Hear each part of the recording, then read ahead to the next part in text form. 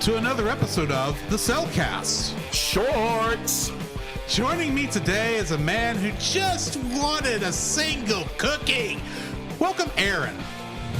Why, thank you, Drew, for having me on again. And I would also like to introduce the lead person of this podcast, whose name I already said, but he is a man who has no qualms taking the final cookie.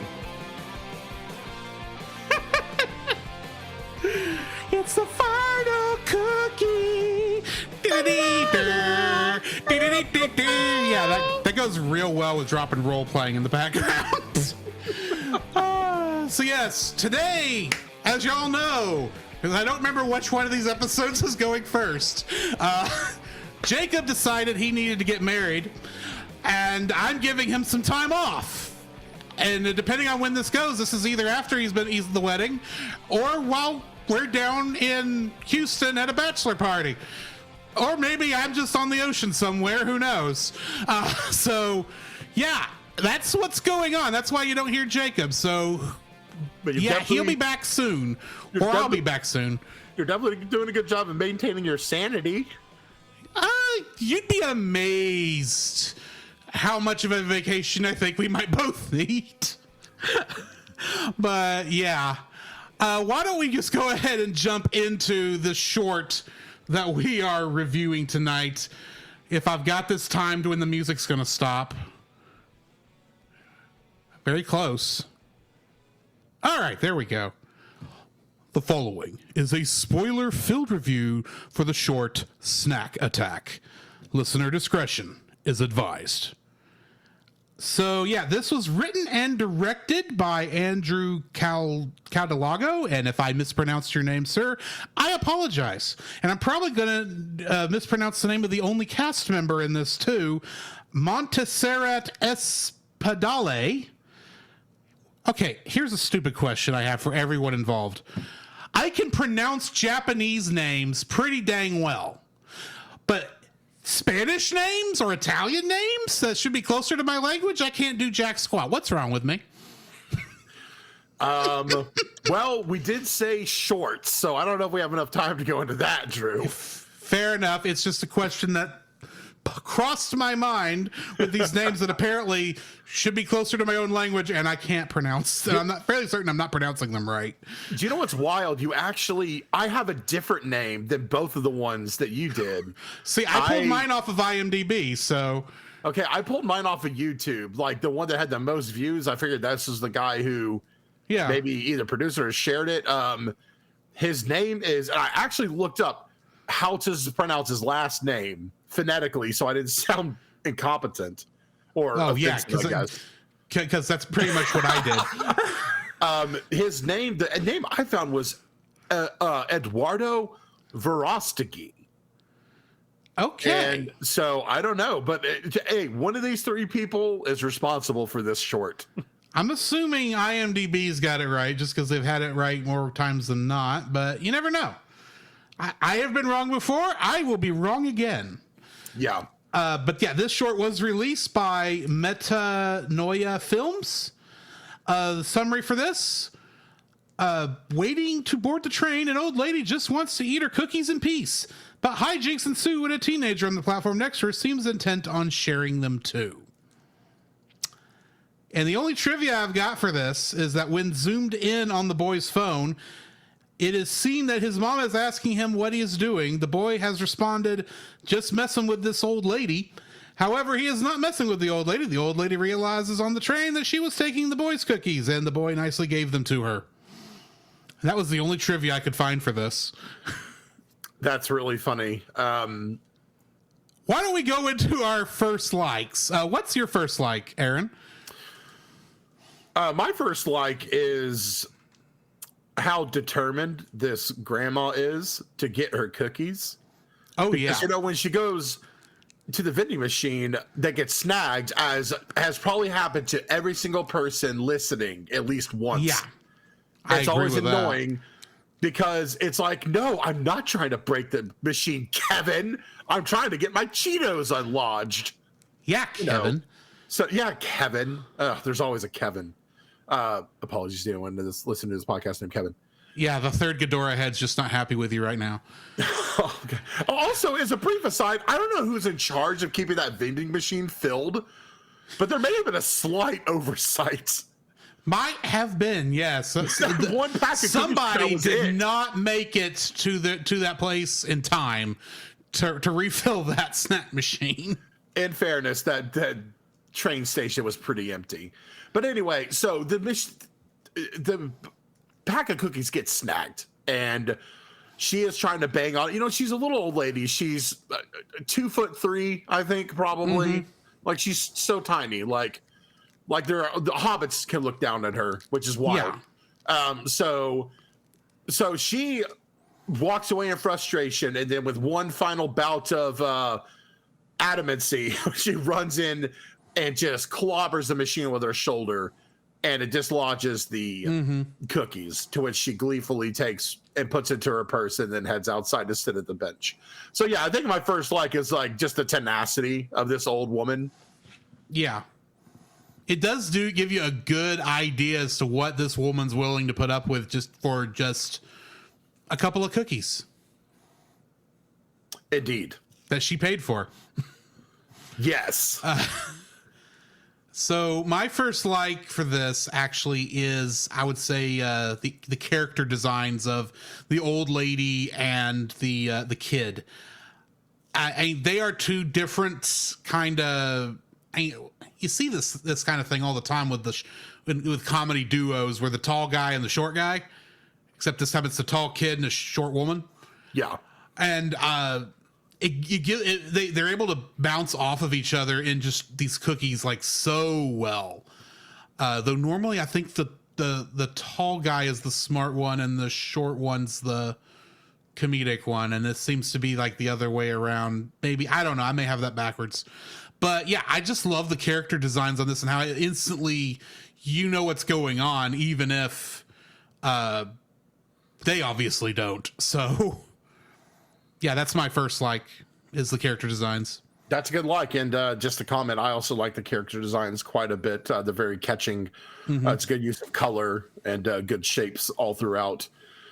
My second like is... man, it's a good thing I'm not flying, because at the rate I'm losing my happy thought, I would have plummeted to the earth.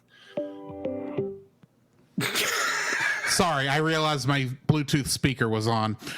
No problem. I thought there was just another sound on your sound bar. No.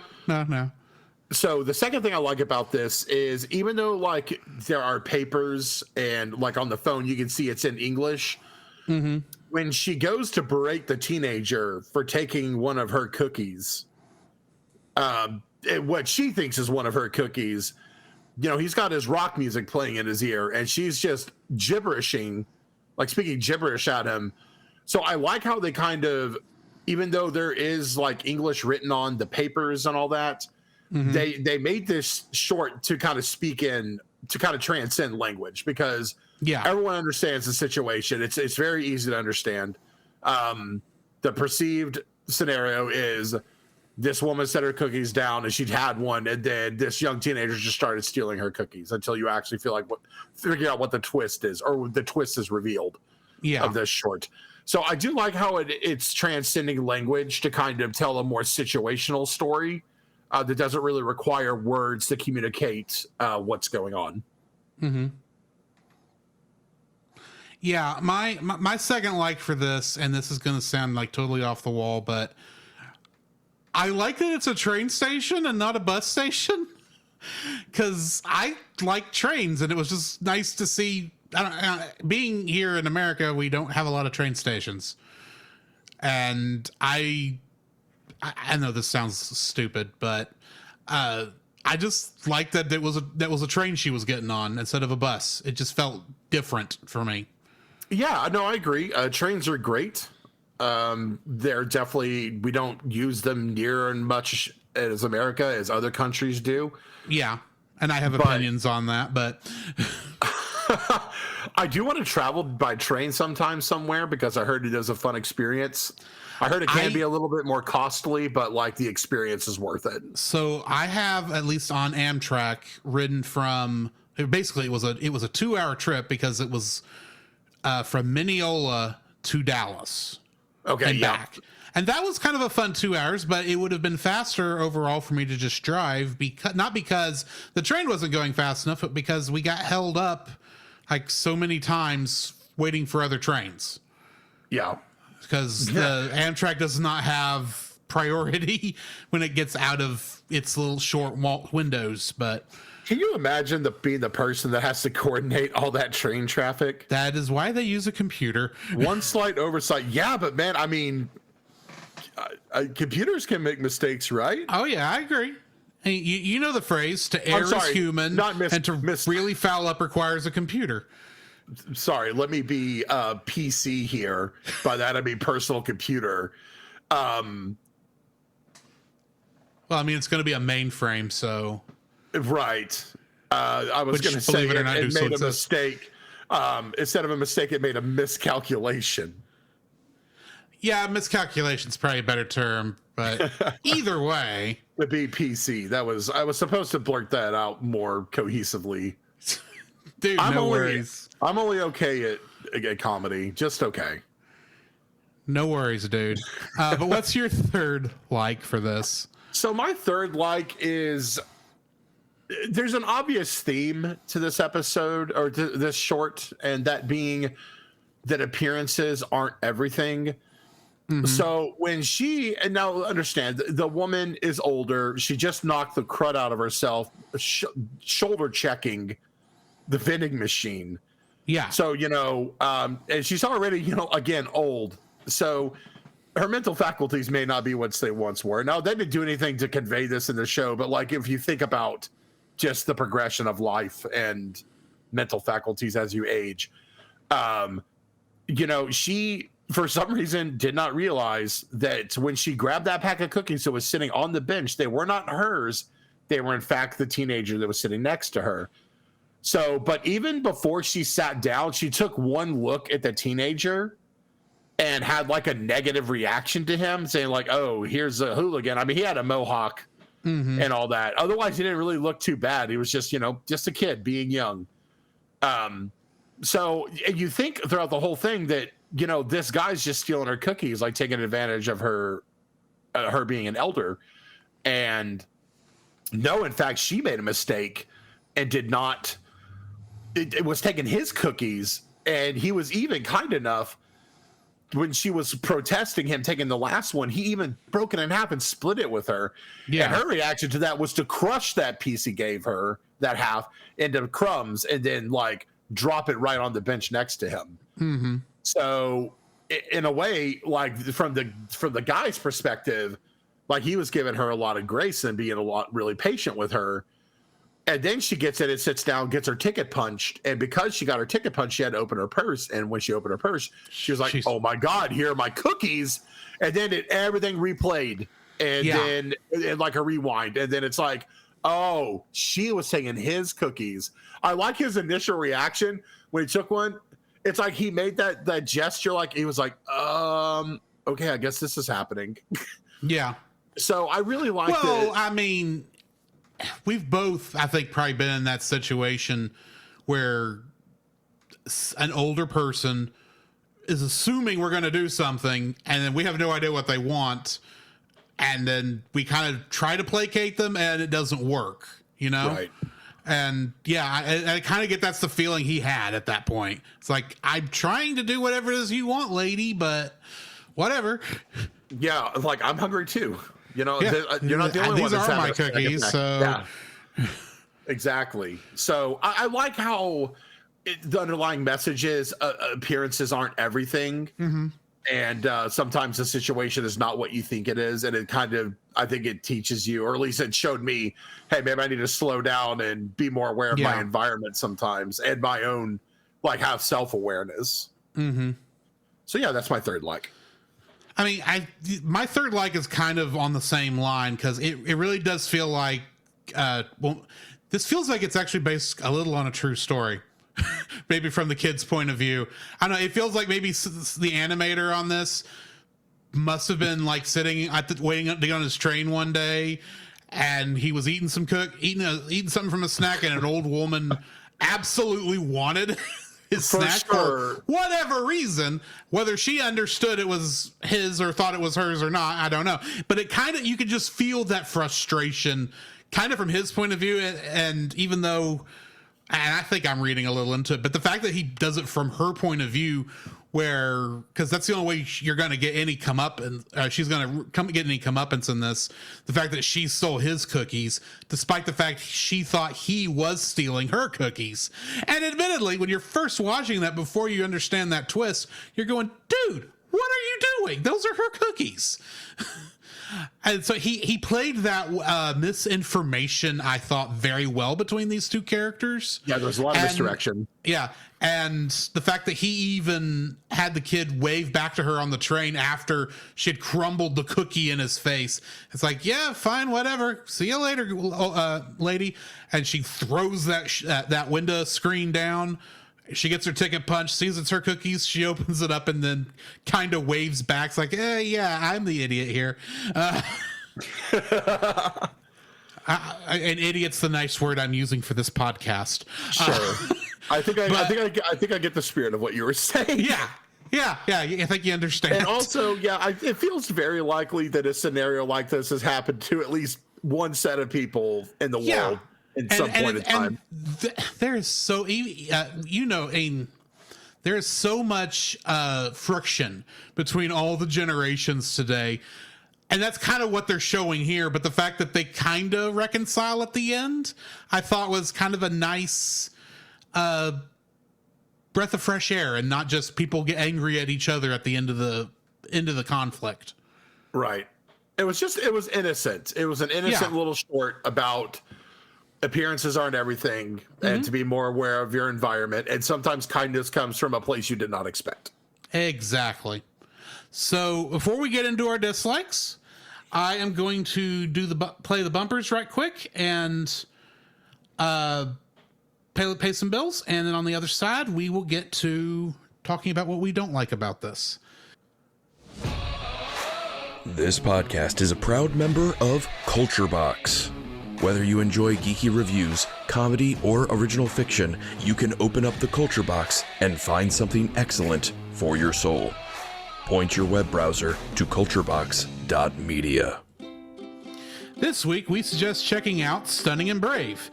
Each week, hosts Chris Cowan and Nate Henderson confess their privilege spotlighting stunning social media posts and fabricating outrage, all while keeping you super woke and enlightened. They will make you laugh. That's right. You have no choice. Check out Stunning and Brave at stunningandbrave.net. The Cellcast would also like to thank the following patrons: Ashley and Francisco Ruiz, PaulJPowers.com, and the Monster Island Film Vault. If you would like to have your name shouted out during this part of the podcast, some special art from Jacob, and uncut episodes of the Cellcast, you can donate to us on Patreon. So, Aaron, what is your first dislike for the short? Well, the first dislike is kind of the other side of the coin I was talking about, where there's a lot of misunderstanding and a lot of, assumptions. And I think that kind of leads me to my first dislike as well. And this isn't a dislike of the short itself. It's more of a dislike of how people have a tendency to judge a book by its cover. Mm-hmm. Back when I was a young person, if I saw someone tall with long hair and tattoos, they frightened me, and like piercings and all that. Now I know the big, long-haired, tattooed people with piercings, and they're some of the sweetest teddy bears like I've ever met. And so it really goes to show that, the grandmother, or the old woman, I guess we'll say, we don't know if she had kids or even grandkids. Yeah. the gran, I'll call her, came up to this young man and saw that he had a skull on his shirt. Right? It was a skull on his shirt, I think. I think so. And then but it was also an orange shirt, I think. He looked like the part of a punk rock kid. He really did look punk rock. He even kind of had gauge earrings and all that. Yeah. So she immediately... The exact opposite of what her generation would consider acceptable. Exactly. So there's that clash of different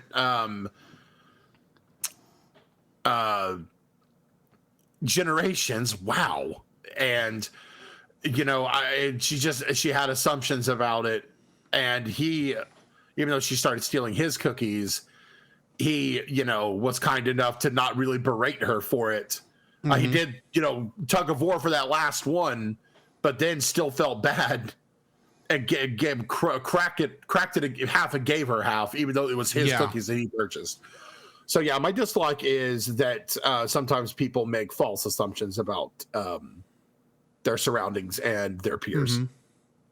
So my first dislike for this, and this is going to, we've kind of already talked about this. The fact that particular train station on that particular side of town, despite being pretty much like no one there for there to be any rush that could have emptied that snack machine, as much as it was, that snack machine was empty because someone wasn't doing their job. Right. And the thing is while that does kind of show you how lucky she must have felt for finding that happening, to see that there was only one thing of cookies and was able to get those cookies after she, you know, shouldered the thing. It, for the most part, is not even a necessary detail, I guess. It could have been a full thing, but I don't know. I'm kind of nitpicking at this. So yeah, my first dislike is someone needs to do their dang job and fill that snack machine. Yeah, I get it. You know, man, it's entirely possible. Let's see. Okay, there was the teenager's mother that he was chatting with through text, the ticket puncher, and conceivably someone driving the train. So conceivably, that's like 4 to 5 people. Maybe that's all that's left in the world is those 5 people. Like, that's a sad life. It is a sad life. Like, where's she going? No one knows.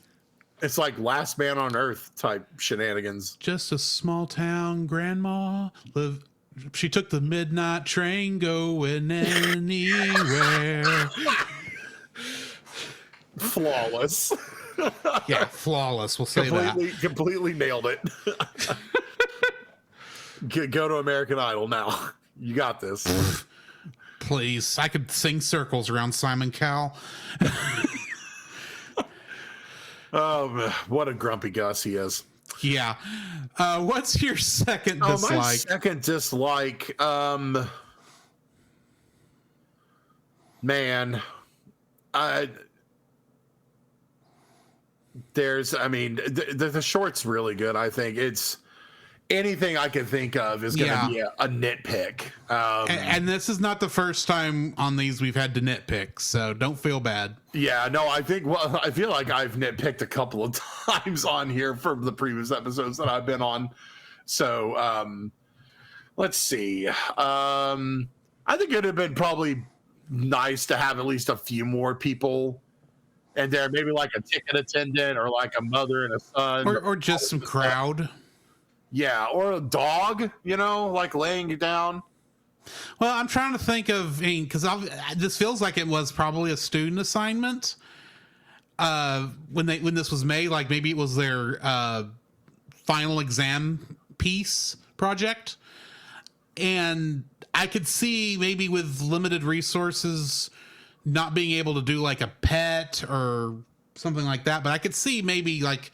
There's got to be like some standard rigging models for the 3D for like a random generic people, you know, easily enough. But that's just an idea on my end. Yeah. So yeah, I think that the lack of extra characters was probably, and again, this is a nitpick. Yeah. Because it made sense. If there was too many other people, then it would have distracted from what was going on with the main 2 people. Right, and I think you could get away with it if you just had just a couple more people in that train station. Right. Just sitting waiting on their trains inside instead of out by the bench where she and the other kid are. Or maybe like you see somebody like in the background on the train when she gets on. Just something like that. Right. Yeah, something. Yeah. And that's pretty much my second dislike also. Like we were joking earlier, it feels like there's like 5 people in this world and that's it. Yeah. In this one little town. And let's face it, the old woman's not long for this world. So yeah, I just feel like I wanted this world to feel a little bit more lived in, I guess, and a little more alive than it does. So right. I feel for this, it kind of needed to be. We saw a lot of me and Jacob watched a lot of these shorts back in January, that were these student run shorts, and they all at least felt like when it felt like they were supposed to be lived in worlds, that they were actually people living in those worlds, and when it was supposed to be dead, there was not many people there. But this just feels like they didn't get to the crowd in time before they had to turn the project in. But that's like we're saying, it's a minor nitpick. You don't really need the crowd.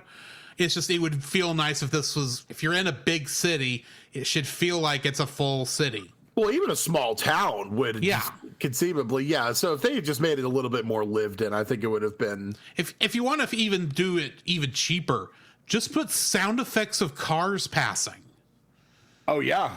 That would be even easier. You don't even have to do anything. It's just throw in a sound effect every once in a while, a car driving past. Yeah, absolutely. It'd be super easy. But they weren't able to do that either, apparently. So, what's your third dislike for this? My third and final, and again, listeners, nitpicking. So this short was made, if I'm not mistaken, about 7 years ago. About. Something like that. The animation is pretty good quality. It is not anything that Pixar or DreamWorks would put out. A lot of the movements were pretty fluid, but there was a bit of rigidness to it, I think. And honestly, it's just nitpicking again. I don't think everything has to have a Pixar budget to tell a good story, and this is definitely a video that supports that statement. Is this short? So yeah, that's my third and final nitpick. Yeah, I can see what you're saying, because it does feel like they're using older tools than was probably available generally at that time. And if it is a school budget thing, or if it's on a school budget, okay, I can see that maybe they hadn't had a chance to upgrade to the newest stuff yet. But so yeah, my third and final dislike, and this is probably the most nitpicky thing of nitpicky things, because you had a good point there with this having not felt it aged well. But I thought it was very strange that this guy's cell phone had the cords on basically the long side of the phone. Oh yeah, you're right. He had to turn sideways, and he plugged it in from the bottom. Which on one hand I kind of like, because a lot of us tend to use. Well, I want people to be when they're taking camera pictures to take it that direction, because that's how the pictures are supposed to look, not vertical. But that's beside the point. What this reminded me of is it reminded me like a PlayStation Vita or a PlayStation Portable with the ports on the bottom, or even a Switch for that matter. Right. But that's been long before the Switch. But I don't know if I really liked them doing that or not. Because on one hand, I kind of like the idea of the port being over there and him holding it a long ways, or more horizontal than vertical. But at the same time, that kind of distracted me from what was kind of going on at the moment. Because I went, that's a weird feature on this phone. Why isn't the thing on the bottom? And I guess this is what, 2015, 2016, I think. Yeah, probably. And by that time, the smartphone had pretty much been standardized, and I could see maybe this kid's using a slightly older phone. Plus, when she pulled the headphones out, that phone had a headphone jack. I want that back, cell phone makers. Yeah, right. Instead of us having to use Bluetooth or having another little dongle hanging out of the bottom of it, like it's got a pigtail.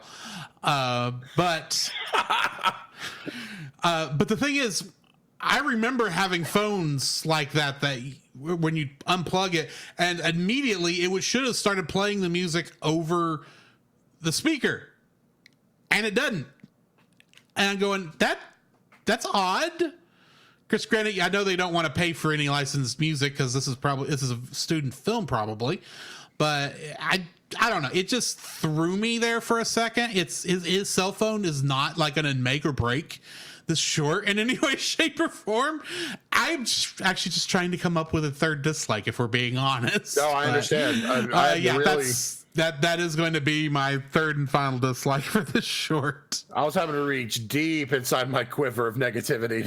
Yeah. What are you gonna rate this thing? It's simplistic. It's just under 5 minutes. It doesn't overstay its welcome. It is, I think, the perfect length for a short. Mm-hmm. And I enjoy the characters. I enjoy them. You know what? I didn't bring this up, but I actually really like the music in it as well. It kind of had like a kind of a carnival festive. Trying to think of what festiveness to it. That's what I mean. Sorry. Dude, no worries. Yeah. So very, very kind of ragtime, not ragtime. What would you call it? Or maybe ragtime was the right. Anyway, sorry. It's very charming, the music. Yeah. It's older, like older gramophone style. Like, so I would rate this one. I'm going to go ahead and rate it an 8 out of 10. Okay. It doesn't overstay its welcome. The characters are fun. There is a message, and the animation is of good quality. Not the highest quality, of course, but it's of good quality. Mm-hmm. So yeah, 8 out of 10. I think I'm going to rate this one a 7. Not that it's really that bad, to be honest, but I mean, it is like we said, the animation is stiff. It's not quite holding up like some other stuff that was made by other places from this time period. It's got a great story to it, and it works in that way. But yeah, I'm just going to rate it a 7 because it's good, but it's not, great. Yeah, not perfect. Right. So that's pretty much the end of the review. Before we get to any shameless self-promotion, is there anything you want to talk about? Yeah, you know what? I would like to wish hearty congratulations to Jacob and Ashley. Congratulations on tying the knot. You guys are a great couple. And Jacob, I've known you for a long time, and you're one of the best men I've ever known. And take care of Ashley, and Ashley definitely take care of him because he's worthy of love and devotion. So yes, congratulations. All righty then. Is there anything you want to promote? I know you used to be on another show, but I don't know if you've got anything right now. So yes, for those who remember me, hello again. For those of you who don't know me, my name is Aaron, and I am a former member of a podcast called Banter Banter. It's a podcast I started with some friends several years ago. 2 friends that live in Austin, Mike and Manny. They're still going, actually. They just started season 6. And I have since left and have kind of struck out on my own. I honestly just needed kind of a break from everything. I am working on a new project with some friends, and we're hoping to air some of that content this summer. And I'm sure once we do, I will try to include Jacob and Drew in some capacity. Would appreciate that. Yeah, cross-promoting. It's great. Exactly. So, yeah, if you want to give Banter Banter a listen, it's just a kind of easy listening Monday morning show about formerly 3, now 2 lovable goofballs trying to figure out our path in life and how to navigate the ever-crushing depression that's descending upon this world. I blame COVID, but anyway. Yeah, COVID didn't help. Among other things. There's a lot going on. It's a melting pot of different things. Oh yes. So yes, but if you are interested in following me, you can follow me on X I am at 8-Bit Wizard. The 8 is Roman numerical, and I'll be posting my new project there at some point soon. So I have never updated our outro to actually change Twitter to its new name. But I have decided, since they've never said the name of this new service out loud, or this renamed service out loud, that I'm going to go to Kingdom Hearts with it and call it, it's called the service Key. Okay. And there's a key in your background. That's perfect. Yeah. Because CHI is how you say is how you pronounce the Latin letter that X is based on. Anyway, that's a stupid joke. No, it's fine. It's fine. Yeah, no, I get it. So, yes, because Leonard Nimoy explained it so well in that game.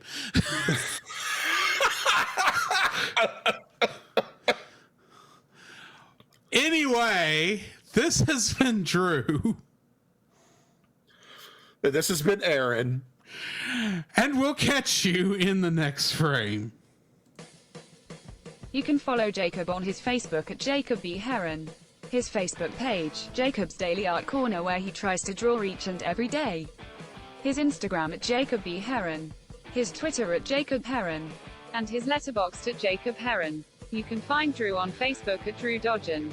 His Facebook page, Drew's Photo Bin, to see his photography. His Letterboxd page at GGeorge759. His Twitter at GGeorge759. And Instagram at Drew Dodgen. You can like us on Facebook at the Cellcast Podcast, on Twitch at the Cellcast Gaming, on YouTube at Cellcast, on Twitter at cast_cell. The Cellcast can be found at Apple Podcasts, Google Play Podcasts, Stitcher, Spotify, or anywhere else fine podcasts are downloaded from. Please rate and review us where you found us, and also on Podchaser. Email us at thecellcastpodcast@gmail.com. The Cellcast is a proud member of both the Pop Americana and Culture Box media networks. For more information, please see the link in the description. Our theme song is Drop and Roll by Silent Partner. And remember, that's Cell with a single L.